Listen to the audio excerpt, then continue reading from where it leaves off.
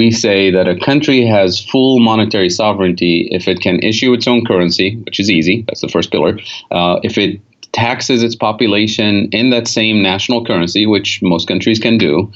And then the third pillar, which is slightly more difficult, especially for developing countries, as we'll discuss today.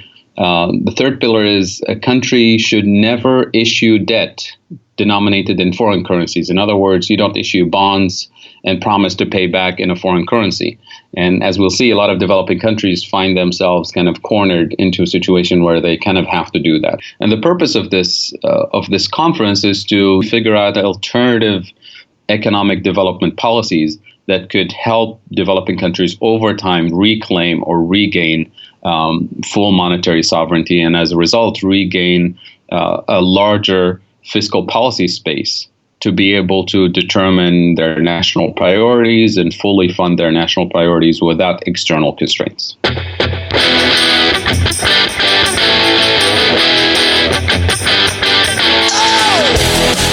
This is the MMT Podcast with Patricia Pino and Christian Riley.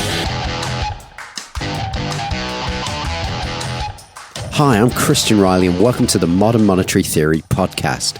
You can find us on Twitter at MMT Podcast, and you can support the show by going to patreon.com/MMT Podcast. For as little as $1 a month, you can get early access to all our episodes and patron-only episodes. A big thank you to all our supporters so far.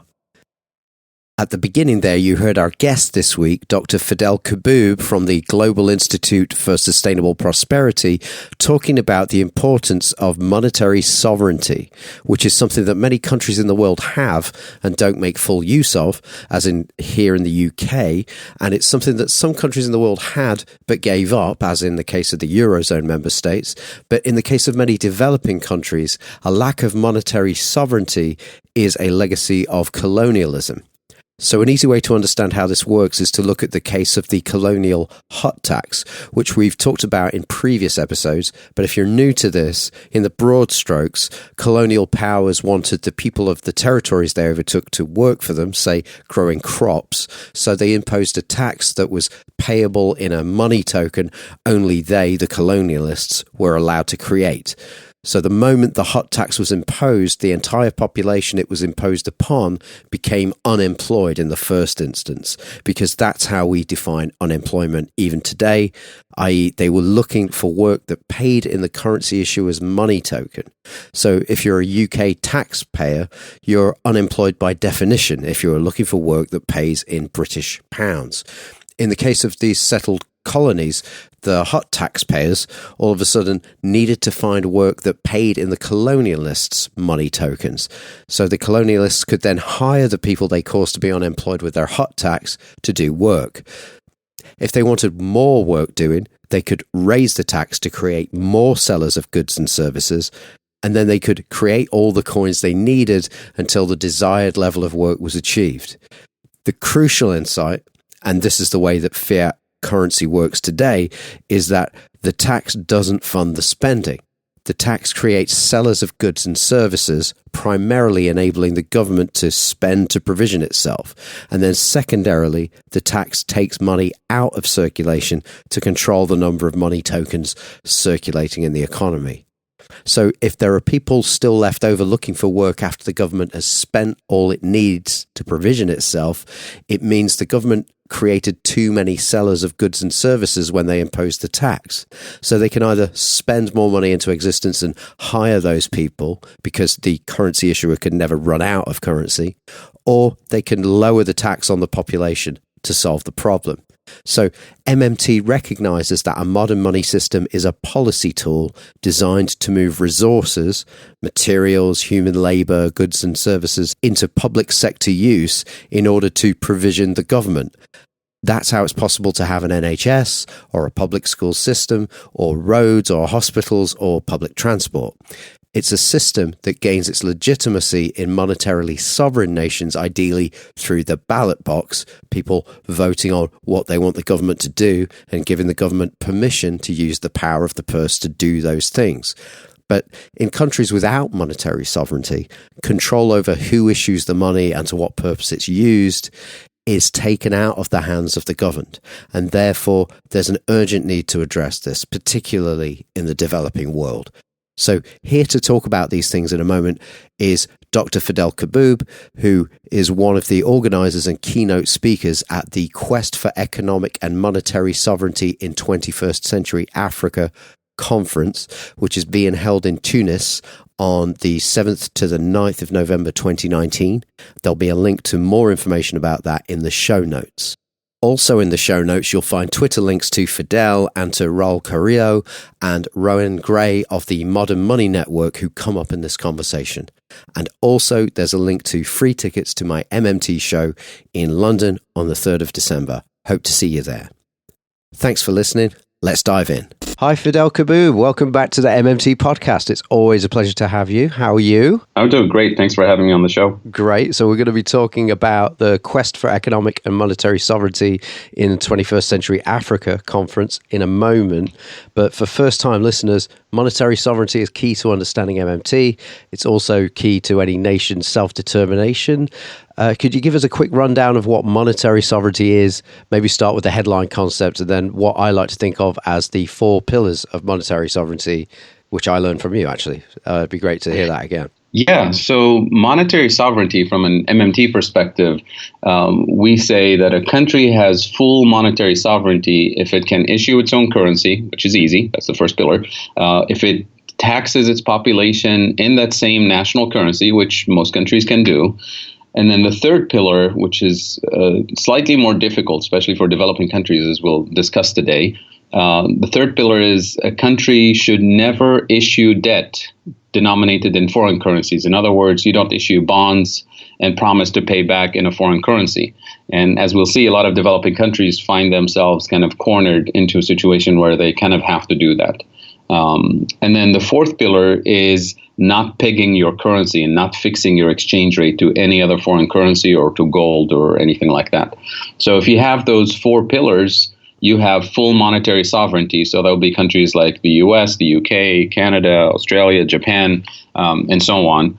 But also based on this definition of monetary sovereignty, it's not a binary. It's not like you either have sovereignty or you don't. It's a spectrum. So on the other end of the spectrum, there are some countries that have completely lost or giving up their monetary sovereignty.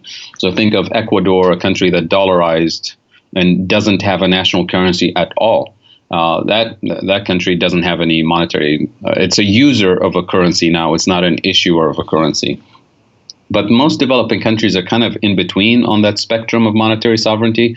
And it all depends on your position on that spectrum, depends on how much external debt you have and how desperate you are for fixing your exchange rate at a particular level. So that gives us the full spectrum. And the purpose of this conference is to, number one, acknowledge the importance of monetary sovereignty and how much fiscal policy space it gives to developing countries in particular. Number two, recognize that, try to identify what are the root causes that have led many developing countries to lose that monetary sovereignty or to have weaker monetary sovereignty.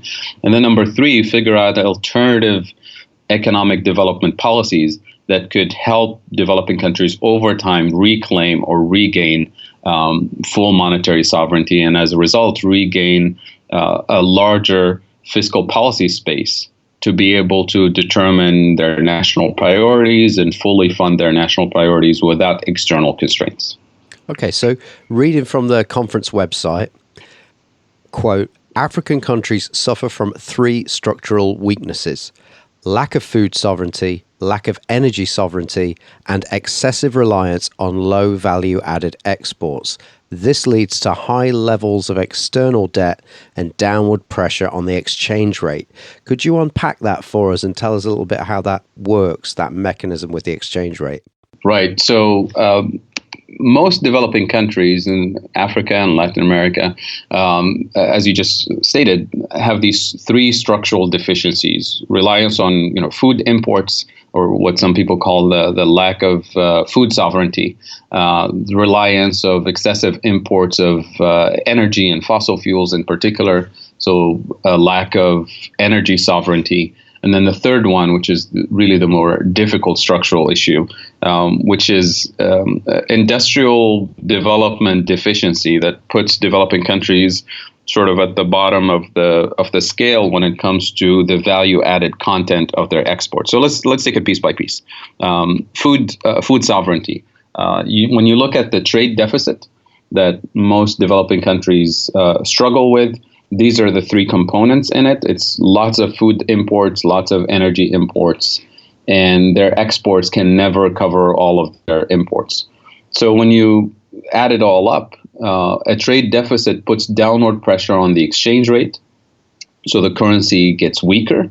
And as a result, if there's no intervention, and if we let market conditions force the exchange rate to a weaker position, to a weaker level, then the next day when that country is trying to import basic food necessities or medicine or capital equipment or gasoline to for transportation purposes and so on, all of those imports with the weaker currency will become more expensive in real terms. In other words, those countries will be importing inflation.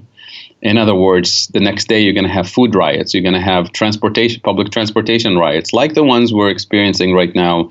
We're seeing this in Lebanon, in Chile, in Iraq, and in many other parts of the world. So food riots are not kind of independent phenomena. They're typically related to exchange rate devaluation.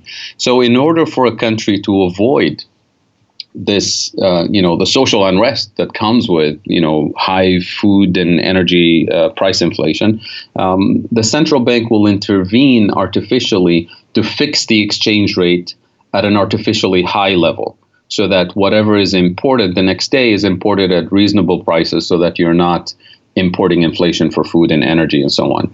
So that process of fixing the exchange rate requires that the central bank borrows in foreign currencies, borrows dollars or euros or British pounds or Japanese yen or whatever it is. And that's what starts to create the process of external debt. And that process of fixing the exchange rate and accumulating external debt is not a one-time deal, because the structural deficiencies are always there in a way and have been there for decades. So it's just kicking the can down the road, so to speak. And it's forcing countries to further accumulate external debt denominated in a foreign currency that must be paid back plus interest in foreign currencies that the sovereign country that we're talking about in this case is not able to generate.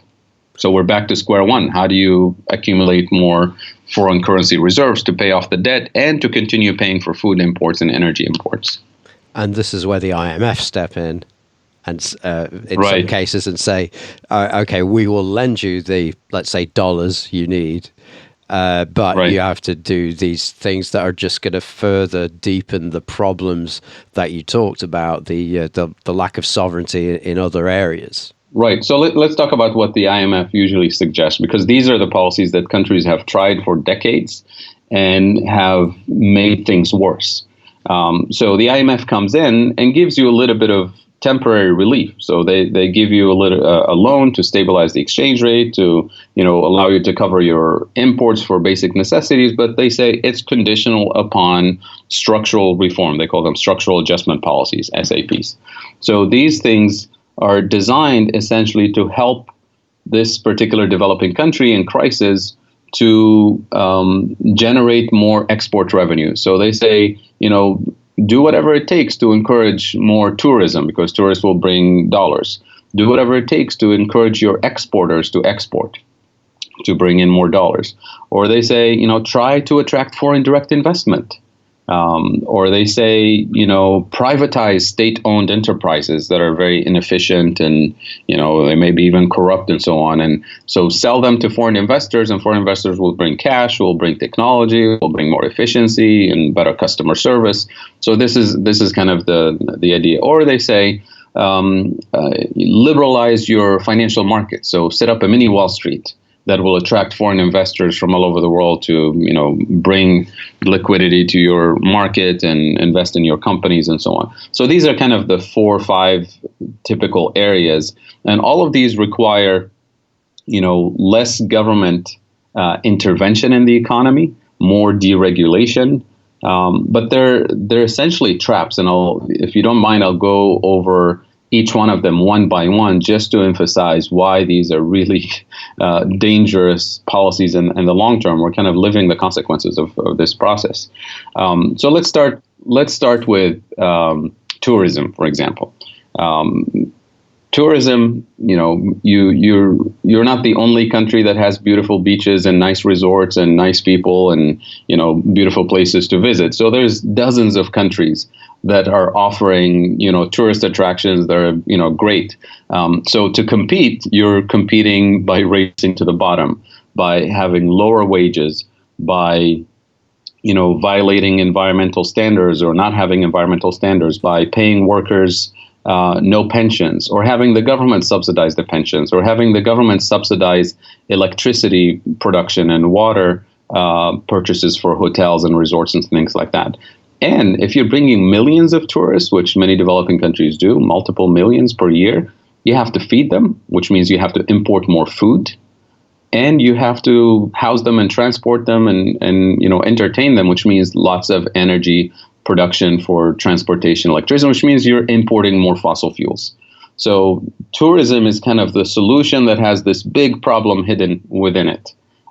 That's not really sustainable, and especially in some countries where water scarcity is a major issue, and air pollution is a major issue. Not recognizing the kind of tourism that we've been promoting is a huge problem. So that's tourism. It's not really a long-term solution. How about exports? Say industrialization, right? Incentivize your manufacturers to produce more and export to the rest of the world. So how do you incentivize them? You give them subsidies and cheap electricity. You subsidize wages or pensions for workers, or you allow them to have more flexible labor market policy, hire and fire at will, so weaker labor unions. All of these things are meant to encourage export so that you bring in dollar revenues to pay for the external debt and all the necessities for the country. Well, the problem with export-led growth of the kind that developing countries have been pursuing is that it tends to specialize in sort of assembly line type of manufacturing, which means you import all the technology, you import all the intermediate goods, all the components that go into the product, and then you assemble it and you sell the final product for exports. Well, it turns out that the value added of production that you just produced for export is very low compared to the value added content of all the components that you had to import, which means the net effect is a negative effect. And here I have to be clear, I'm not saying that it's not worth creating 500 jobs for those workers in that particular manufacturing unit. It's obviously worth it. But in the long term, it can't be a national industrial policy to race to the bottom and to keep, exporting less value added than what you import. So this turns out to be also a trap, and we've seen it with all countries that started to, follow export-led growth in the developing world. As soon as they implement that strategy, their trade deficit explodes, even though their exports double and triple every other year. But then you realize that they're actually importing more content than what they're exporting. And the further you industrialize, the more fossil fuels you end up importing to fuel the industrial process. So we're back to square one. So exports is a solution that has this big problem hidden within it as well, just like tourism. Foreign direct investment, which is a big thing. How do you get foreign companies to relocate from the U.S., from Canada, from the Netherlands to a developing country so that they bring their technology, they employ hundreds of people, thousands of people, and the idea that it will create jobs and it will create some multiplier effect in terms of transfer in technology and knowledge and all of that. But it ends up being, why would a company relocate from the United States to a developing country instead of relocating to Canada, right? And it turns out that a lot of foreign direct investment actually goes from the U.S. to Canada, not because Canadians have cheap labor or lax labor regulations or environmental regulations, but investment goes to Canada and goes to Sweden and Germany because they're looking for skilled workers. They're looking for reliable infrastructure, electricity and transportation and logistics and telecommunications at competitive prices. They're looking, for access to a large market, higher income groups. So there's this myth that, cheap labor and deregulation of environmental and labor laws is the way to attract foreign direct investment. And that's how developing countries end up in this race to the bottom. And because of the weaker industrial infrastructure that developing countries typically have, they end up having the same problem with FDI that they have with this export-led growth. So they end up attracting only foreign investment that's looking for low-skilled assembly line type of manufacturing. So we're back again to this race to the bottom. So FDI looks like a solution because it brings in dollars and all that, but it has this big problem hidden within it that in the long term is just not a solution. So all of these things are kind of band-aids that bring temporary relief, and they employ hundreds of people, so it's good to support them and support their families, but it gives this illusion of progress and industrialization and manufacturing growth and all of that stuff, but it has these deep structural problems built into it that make things much worse. Then you have, so we covered exports, we covered tourism, we covered foreign direct investment. Then you have this idea of privatizing state-owned enterprises, and this typically happens in times of crises where the government doesn't have any option to borrow, so you privatize the airport, you sell it to a foreign company, you privatize the telecom company, you privatize the airlines or whatever, which many developing countries have already done that. It brings in a lot of cash. It allows you to pay some part of your external debt, to provide you some temporary relief. The idea is that you're making your economy more competitive. You're bringing, foreign companies with better technology and management and better customer service. All of those things are usually included in the package. But once you've done that, once you privatize the airport and you got, $600 million for it or whatever it is, 3-4 years you spend the $600 million and then you're back to square one. You can't sell the airport again. It's out of your jurisdiction. So it's a temporary band-aid. It doesn't really bring any structural transformation in the long run. So that option is very limited. Once you privatize all the major utilities, you're done.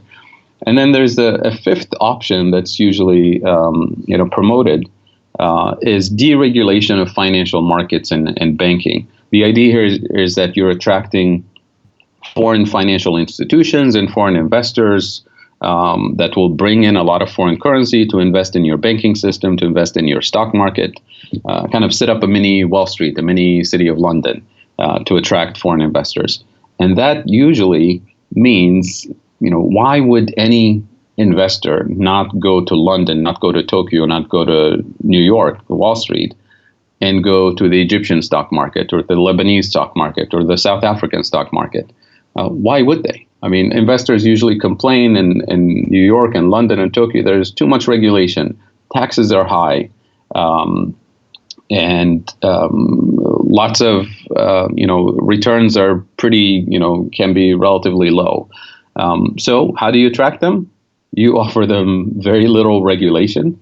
You offer them, artificially high rates of returns, which the central bank can manipulate interest rates to attract them in that sense.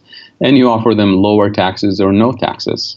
So if you do that, you're guaranteeing that you're attracting the top speculators of the world because they're looking to make a quick buck. They're not coming in because they believe in the strength of your economy and its expected returns, but they know that they can, buy low and sell high and kind of play the market and leave. So what happens when you have countries that open up their financial markets in this way? They attract a lot of hot money that comes in at once. The stock market goes up, the boosts confidence and hiring and employment, which lifts up stock prices. And as soon as those speculators decide, well, this is high enough, remember, they buy low and sell high.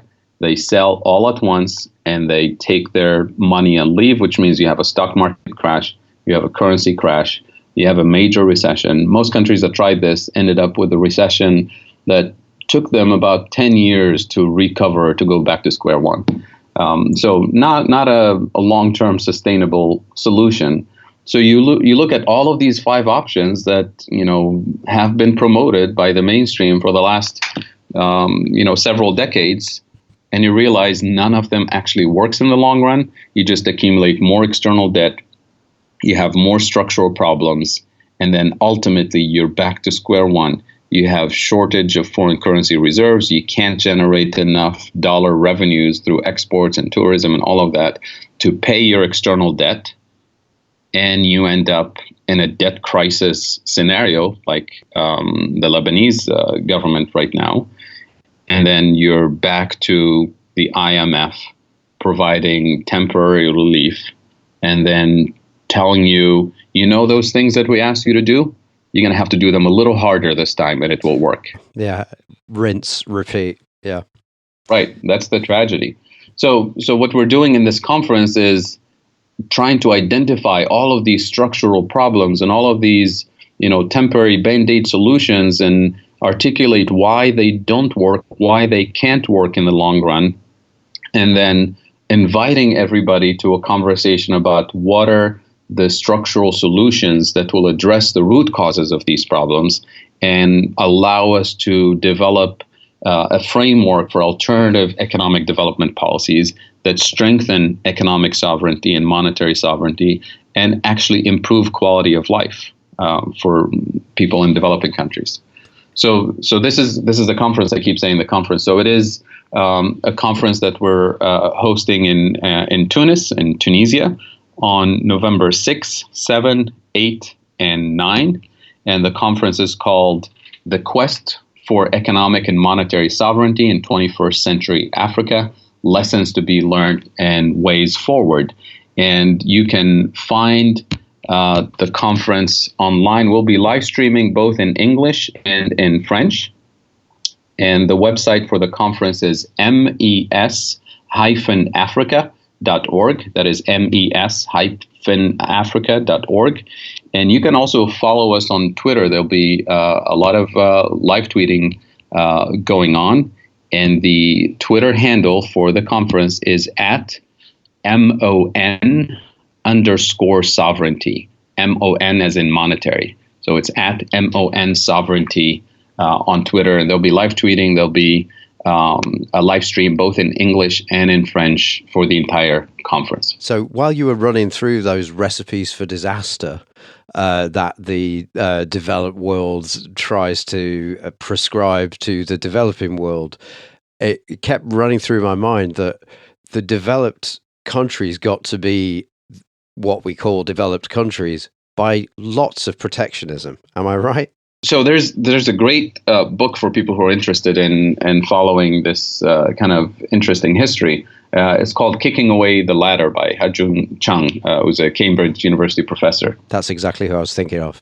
Oh, yeah. Kicking Away the Ladder. The idea is that the industrialized world followed a very different industrialization strategy to reach kind of the heights of economic development where they're at today, and then turned around and kicked away the ladder and didn't allow any of the other countries to pursue the same kind of strategy. So protectionism in terms of protectionism against international competition and so on. But now everybody's supposed to compete in the global world. And I always say this, that competition is good in sports, right? Everybody loves competition. You watch teams and they're competitive and they're great and it's entertaining and it's healthy and it's good on all levels. And so I always use this metaphor about boxing. We have a heavyweight champion fighting a heavyweight champion. It's competition. I mean, some people don't like it, but those of us who like boxing, it's a great thing to watch. It's entertaining and it's competition. But in international trade, we have heavyweight boxing champions fighting lightweight boxing champions who say it's healthy. We don't allow that in sports. It's illegal. It's ugly. It's violent. It's not competition. It's not healthy. Yeah. But somehow we allow it in international trade. We say this is healthy. It's competition. It makes everybody better. So we have to shift the conversation about international trade and think about what we're really doing when we're unleashing the power of global corporate entities to extract wealth and destroy economic infrastructure in developing countries in the name of free trade and competition and global, openness. Now, crucially, so this will be important for a little bit later. For example, the UK issues its own currency. It meets our four pillars, our four requirements for monetary sovereignty. But say Greece and all of the Eurozone member states, they don't issue their own currency. The ECB issues the euro. So the Eurozone countries do not have monetary sovereignty. So now when pundits with a superficial understanding of MMT are saying MMT doesn't apply to small economies or developing countries or countries without monetary sovereignty, we're responding, actually, the MMT insights still apply. Everything you just said is about MMT insights. And they might even be more urgent to grasp for people in developing countries and the Eurozone. Yeah, so there's this idea that MMT only applies to countries like the U.S. because of the dollar hegemony and because of the, they say, the full spectrum, the full four pillars of monetary sovereignty apply in the U.S. but don't apply to other countries, so we shouldn't, even consider MMT analysis. And as I described earlier, it's the MMT analysis that actually allows you to identify the structural weaknesses of a particular country, including countries that don't have full monetary sovereignty, like Greece, for example. So what I was describing about developing countries earlier actually applies to Greece in terms of energy imports, in terms of the value-added content of exports and imports. Those are the structural weaknesses that really create the big difference between Germany, say, and Greece. So Germany also is within the Eurozone. It doesn't have the full monetary sovereignty, but because it's such a heavy weight in terms of export-led growth and is able to generate large trade surpluses, it allows it additional fiscal policy space to do things that Greece, for example, can't. So the MMT insights are there in terms of identifying the structural weaknesses. In terms of improving the way the Eurozone has been structured, because it was, let's face it, the Eurozone has been by design from the beginning designed to eliminate monetary sovereignty for countries, because the belief was that governments are corrupt and evil and they'll use the printing press and create hyperinflation and ruin the economy for everyone. So let's take that authority away from them, the fiscal spending authority away from them, and force them into a situation where they have to be users of the currency, which means they have to follow sound finance principles. In other words, Greece, for example, the only way for the Greek government to spend is to either earn tax revenues or borrow from whoever is willing to lend money to Greece. There is no other option for Greece. So if you're forced into that situation, you can tax up to whatever limit, and then your deficit needs to be financed by borrowing. And once you borrow and promise to pay back in a foreign currency that you can't control, that you can't issue into existence, then you've lost your monetary sovereignty and you've limited your fiscal policy space. So now for Greece, the only way to pay off its debt is either to tax more or to do one of those five things that I just listed earlier: more tourism, more exports, more privatization of state-owned enterprises, raise taxes on the population. So these are the issues that most countries in the developing world struggle with, and that's also the case of Greece in this sense. So the MMT analysis applies.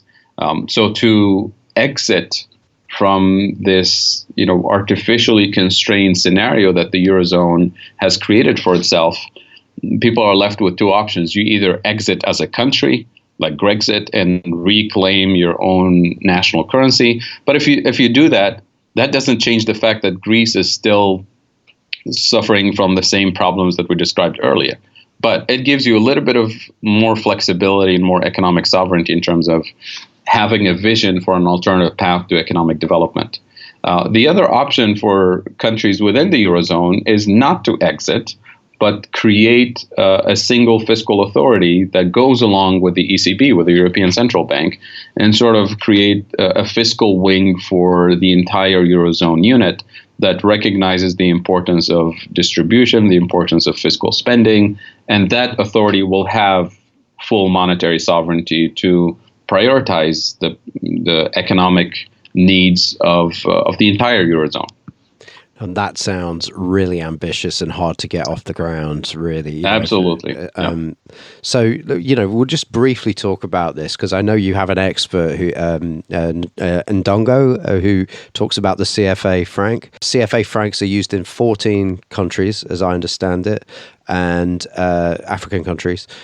And it's pegged to the euro.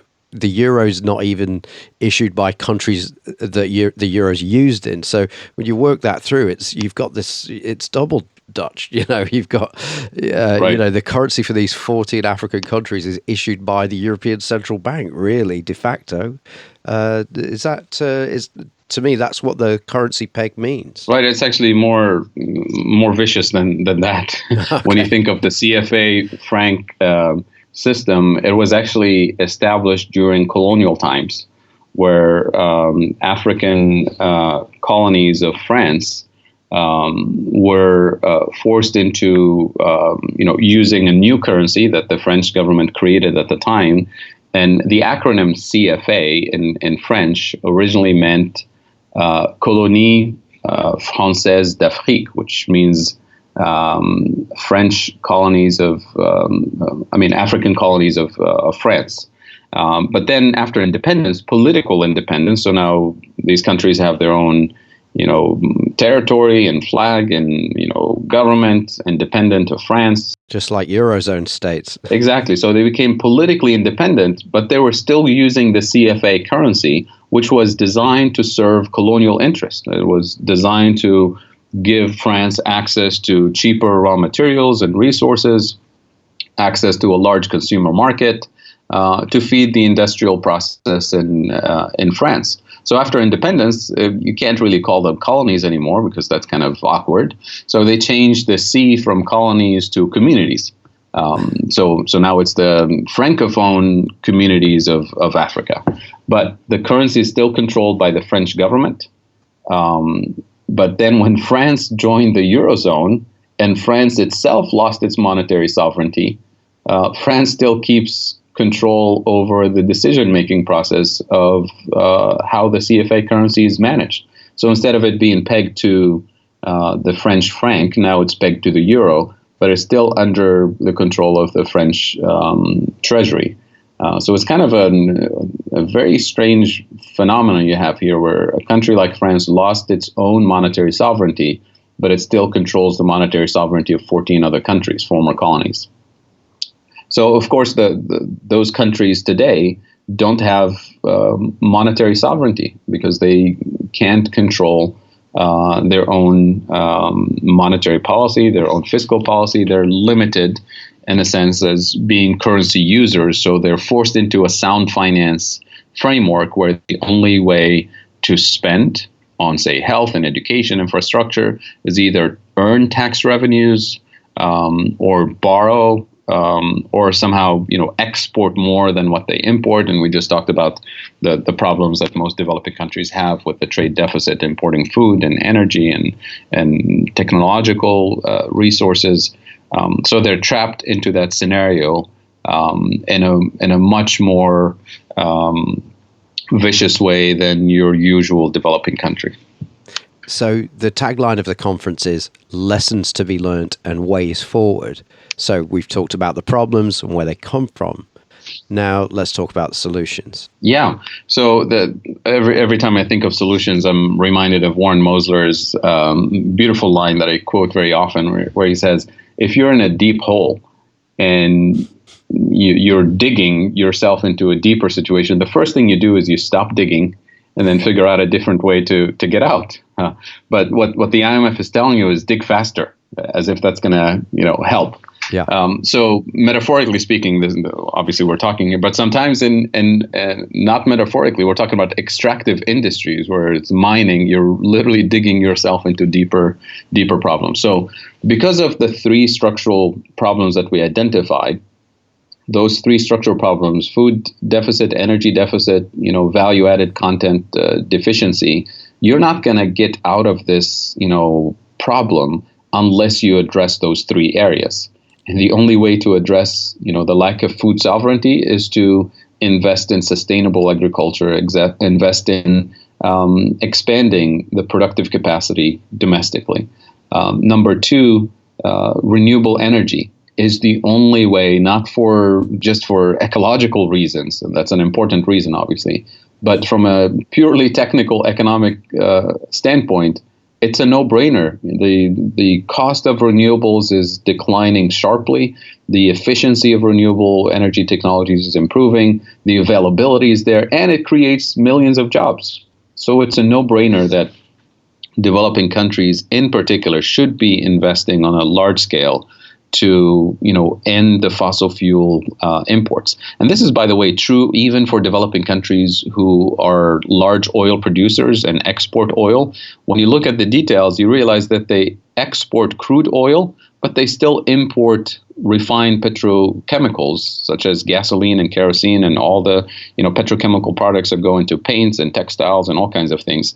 And that brings us to the third problem, which is the value-added content. So you're exporting low value-added content in the form of crude oil, crude petroleum, and you're importing the higher value-added content petrochemicals, refined petrochemicals like gasoline and kerosene and other petrochemicals. So the solutions are large-scale commitment and investment in renewable energy, large-scale commitment and investment in sustainable agriculture, and then on the value-added content, industrial deficiency, the only way to move up the ladder, so to speak, in terms of value-added content is by investing in infrastructure, education, vocational technical skills, research and development. That's the only way to move up the ladder, to start contributing higher value added to the production process, to start attracting companies that bring you jobs that require higher end skills.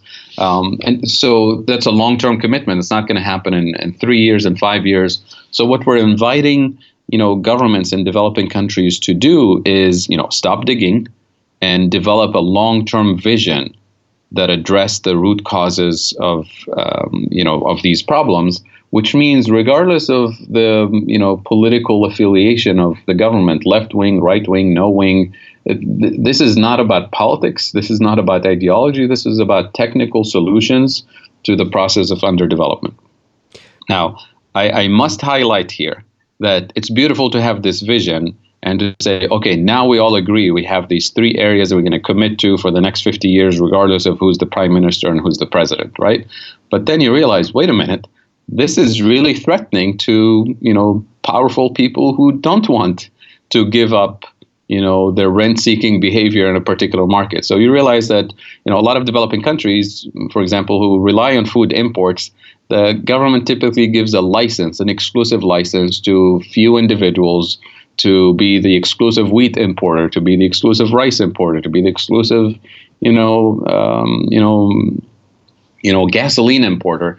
And those individuals and entities end up essentially playing a key role in setting prices, controlling markets, and influencing political decisions. And when you say, oh, we're going to have this new vision that really undermines your exclusive power in the economy and influence in politics, they're not going to like it. They're going to fight it with any resources they have. So we have to recognize that these technical solutions are fine for us to, design on paper, but then we have to really investigate the power structures within particular countries, and they vary from country to country. Who are the key smugglers around the border that bring, some of these imports? And so there's corruption involved, there's power and influence involved, and there is so the importance of taxing and regulating from an MMT perspective. Taxing not necessarily for revenue generation, like in the mainstream approach, but it's taxing to reduce the power and influence of particular entities. Regulating to address the power structure and the unfair kind of extraction of wealth from key entities within the economy.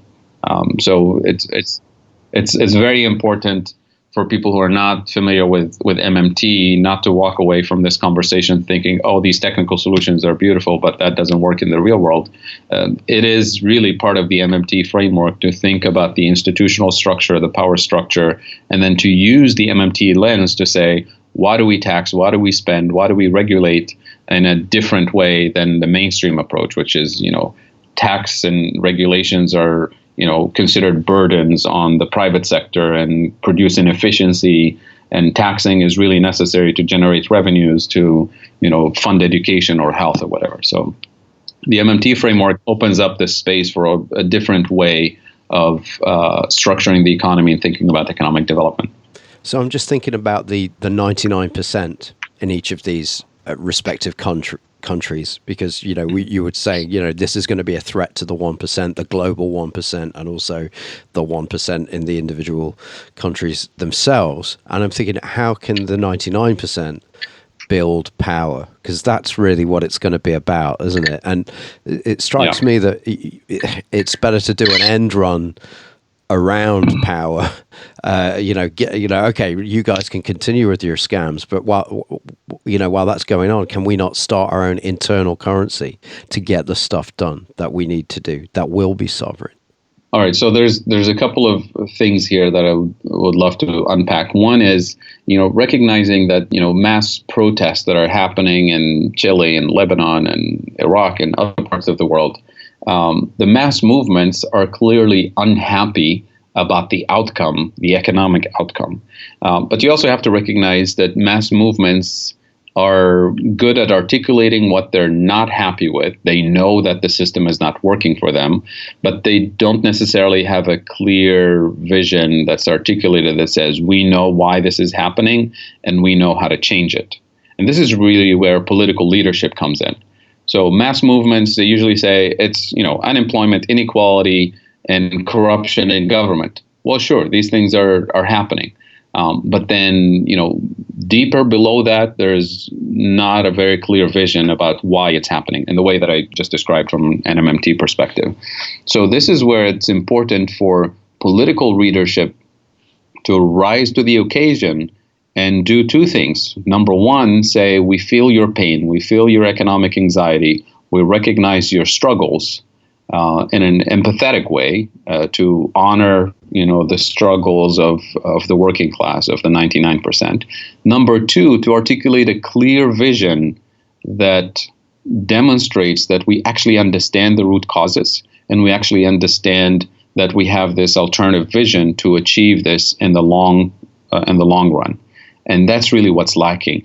The problem with all of the political movements that you see from the right and including from the left, unfortunately, is that they say, vote for us, we'll do it better than them. We'll dig faster than the other guys, or we'll do it with a little bit less corruption. And that's really not inspiring. And that's why you see people really getting desperate after decades of switching from right wing to left wing to right wing to left wing. The result is the same. And that's dangerous for the democratic process, for people to give up on democracy. You just reminded me of the 2015 election here in the UK. I mean, obviously, magnitudes of suffering are completely, they don't compare to, what's going on in developing countries. But it was the same thing. We'd suffered many years, at least 5 years of austerity. And general election comes along, great, time for a change. But the Tories and the opposition were going, unfortunately, austerity is still necessary. We'll just do it in a nicer way. we'll do, kind. What do they say? Kinder, gentler, machine gun hand. And and it was, again, that was a disaster for the opposition, and it's been a disaster for this country. But just speaking of lessons to be learned, it occurs to me that Argentina's Jefes program from the early 2000s had a lot of positive lessons to come out of that. Are you able to outline that? Is it worth bringing up? Yeah.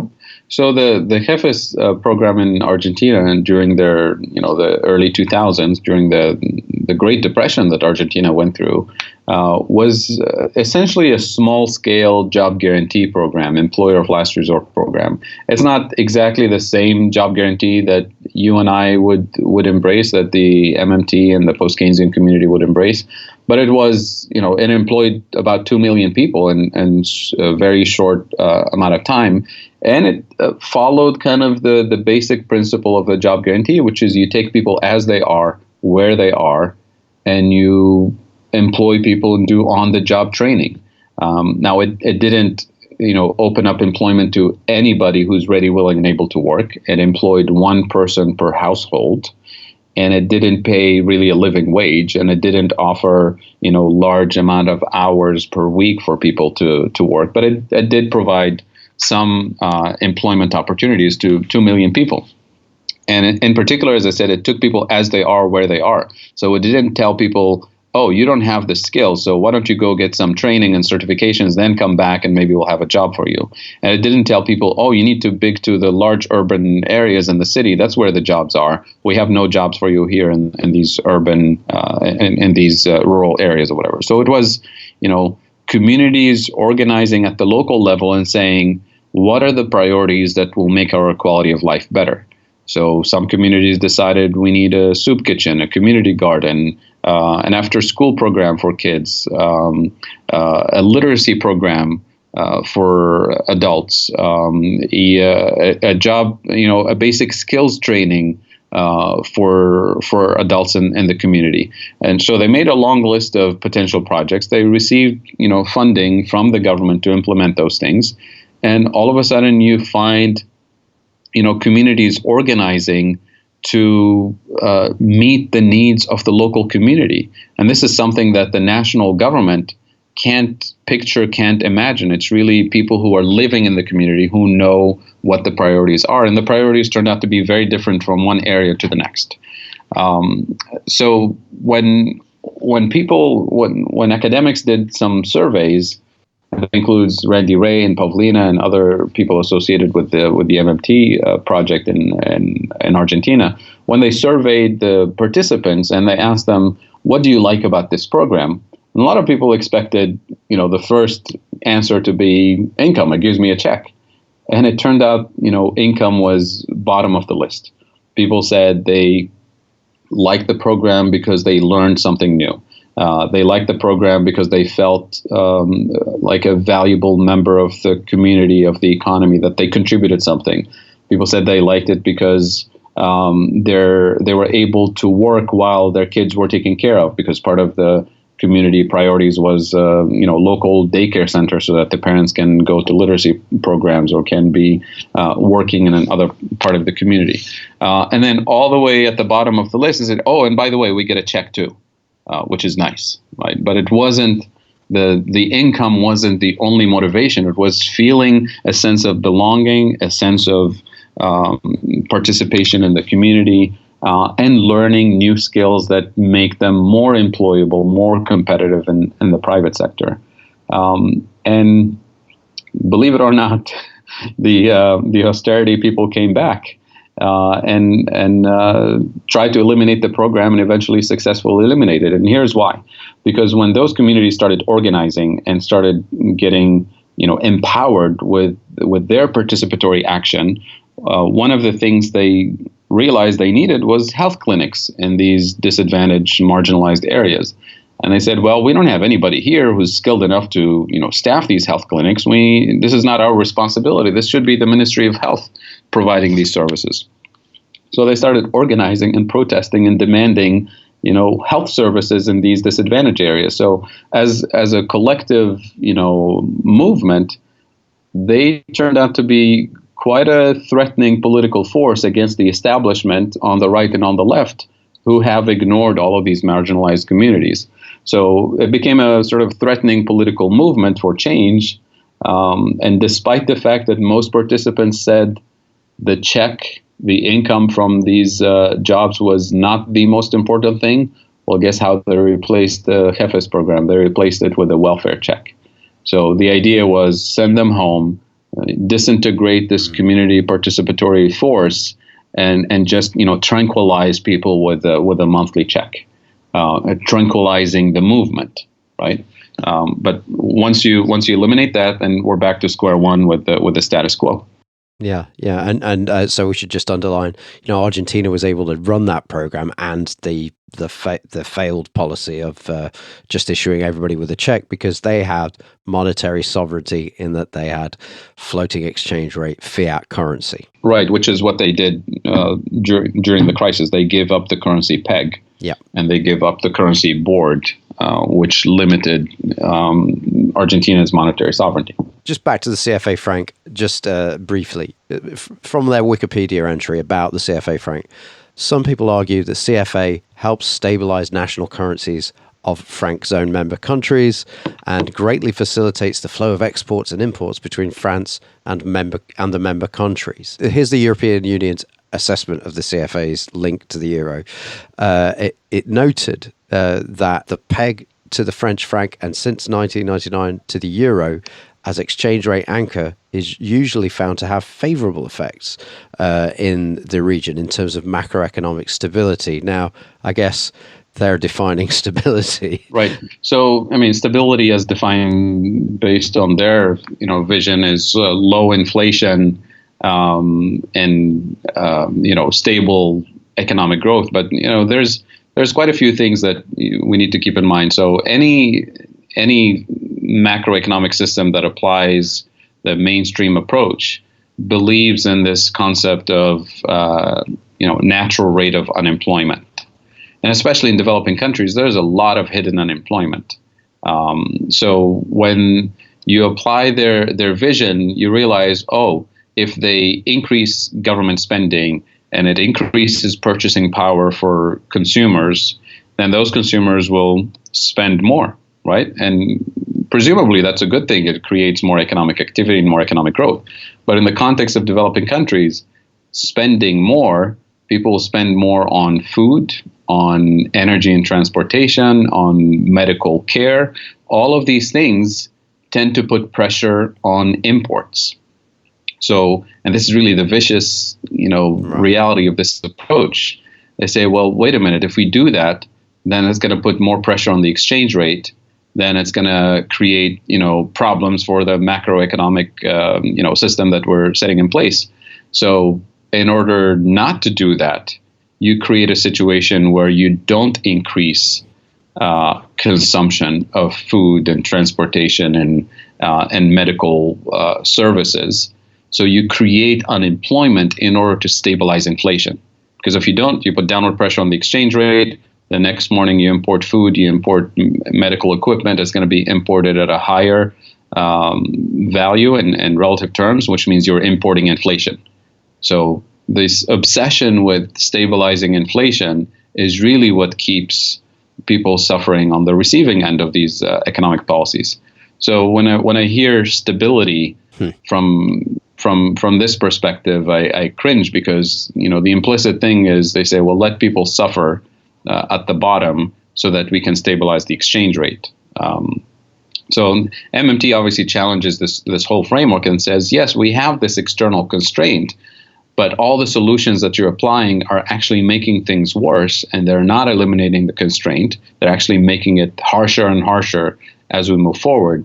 So instead, we're going to use the MMT lens, identify the root causes, and start chipping away at those root causes so that over time we actually achieve a higher level of monetary sovereignty and a higher level of economic independence. So Argentina obviously didn't quite get there with the FA's program, but a job guarantee, a full job guarantee, accepts this external constraint that you're talking about, namely inflation, and says, right, okay, so how do we tame this beast and have 100% employment and zero involuntary unemployment? And do you think you can just quickly run over how that works, for just in case there's any first-time listeners? Right. So if we identified that food sovereignty and energy sovereignty are two key areas, so you start using the job guarantee as a platform to increasing productive capacity in sustainable agriculture, to increase productive capacity in renewable energy. So at the same time, you're increasing productive capacity for clean energy. At the same time, you're reducing your imports of fossil fuels. And at the same time, you're creating jobs that employ people domestically. So the key here is to say, let's say we're going to employ 500,000 people in, renewable energy, sustainable agriculture, and we're going to pay them decent wages. So what are they going to do with their income? They're going to go and buy things that working class people buy. They're going to buy food, housing, transportation, energy, all of those things. So then you look ahead to the potential risks of inflation from all of these potential expenditure, and you say, do we have more productive capacity for food? Do we have more productive capacity for housing? Do we have more productive capacity for all of these potential things that consumers will buy? And if the answer is yes, then there's no inflationary risk. If the answer is no, then you think ahead and say, then we either need to increase the productive capacity and or target the price setters in those industries so that we can eliminate the potential inflationary risk. So it's really a matter of thinking ahead of what are the areas of the economy that will be affected. Whereas the mainstream approach says any employment will automatically cause inflation. Well, the MMT approach is very careful about what actually causes inflation, who are the key players, what are the key industries, and planning ahead so that we anticipate where the risks are and mitigate those risks through the employment program itself. If we realize that the risk of inflation is going to be in real estate or in housing, then you address the shortage of housing, affordable housing. You address, slumlords. You address the issue of, real estate companies dominating certain markets or speculating in real estate. You address it via taxation, via regulation, by addressing the power structures. So it's both productive capacity investment and regulation of power structures that typically take advantage of these shortages and manipulate prices to their advantage. And also, when we talk about taking an unemployed person out of unemployment by putting them in an employed buffer stock, the private sector was not employing that person anyway. So the idea that it's going to trigger a wage price spiral is So from the MMT perspective, the wage spiral is just one of the assumptions of the mainstream framework that says any additional spending will trigger a wage spiral, whereas the MMT perspective disaggregates the sources of inflation and identifies exactly what are the risks and tries to mitigate those risks directly via job guarantee program and via taxation and regulation for the purpose of mitigating inflation and mitigating market power, as opposed to taxation in order to raise revenue to fund the employment program. Okay, so last quick thought from you. It might seem a little tangential. Libra. Can Facebook achieve a degree of monetary sovereignty? Now, they can't get governments to tax in Libra, but what happens if they insist that all purchases or ad purchases are made in Libra? What if they paywalled Facebook and the only way in was to pay in Libra? Right. It's just a little bit like the hot tax. If you want to exist here, you have to pay the hot tax. And, where do we get the tokens? And the colonial power goes, we make the tokens actually, so you come and work for us. So I'm thinking there's opportunity to do that. And the reason that I think it's relevant to developing nations is I think Mark Zuckerberg's saying we're going to bank the unbanked at the moment. There's people that they don't have a bank, they don't have they don't have electronic means to send money around, and we're doing this wonderful benevolent thing here, like he's known for doing. Right. So, and at the same time he's saying, we're not going to ask for a banking license, and as a result, you should not regulate us as a bank, but we're going to provide banking services. This is the tragedy of the, how low we went in terms of regulatory standards, to the point that somebody like Zuckerberg and Facebook will dare to walk into Congress and demand the right to issue his own currency and to impose this new, monetary system on his customers, and dare to tell the government you don't have the right to regulate me or regulate what I'm doing. So the short answer to your thing, no, it's not a currency, and it's in the same way that a lot of the hundreds of cryptocurrencies exist today. But Facebook does operate on the scale of a government. an intranational government. It's huge. Sure. Now I know that we could all just go, all right then. Well, if it's going to cost me Libra to exist in Facebook and on Facebook, bye. That's different to being Sure. in a country where you live here. You're of the country. Right. You have to pay the tax.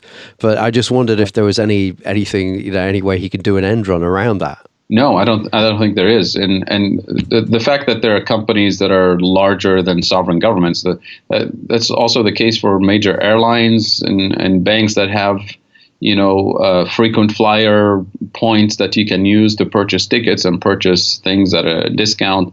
That doesn't make it money, right? Those Sure. are just tokens to redeem, miles and things like that. But what he's trying to introduce is a currency that would escape the regulatory framework, kind of a private currency. And we've tried that.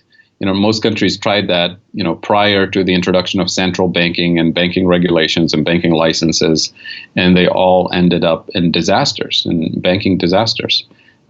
So I'd love for you to have a conversation with my colleagues, Rohan Gray and Raul Carrillo, who have, written extensively on this. And yeah, I was thinking about them. I'm following it through Raul actually at the moment. They've both done great stuff, so I will talk to them. Yeah, wonderful. Yeah.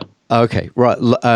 So, is there anything that you want to do before we close it off? Anything you want to say, Fadhel? I'll just invite everybody to follow the hashtag for the conference on Twitter. It's at MON_sovereignty. The website is mes-africa.org, and that's where the live streaming will be available, both in English and in French. And we're going to be using the hashtag African monetary sovereignty for the live tweet and for everything. And there'll be a Facebook page and other social media outlets. But this is where you'll find us. It's an exciting conference. Really looking forward to it. And it's going to take place in Tunis on November 6, 7, 8, and 9, with participants from all over Africa and Europe and other parts of the world. And I should really say thank you to our host, which is the Rosa Luxemburg Foundation. They're the main sponsor of this event. And my colleagues in the organizing committee are Mahab bin Gadha from the Rosa Luxemburg office in Tunis, and Ines Mahmoud, also from the Rosa Luxemburg office in Tunis. My colleague Ndongo Sila from the Rosa Luxemburg office in Dakar in Senegal, and my colleague Kai Kodenbrock from Germany, who is also part of the organizing committee. So really looking forward to it, and thank you for giving us the opportunity to highlight this conference on the MMT podcast. Thank you for that, Fadhel. We'll talk soon. Thank you. Thank you. Appreciate it.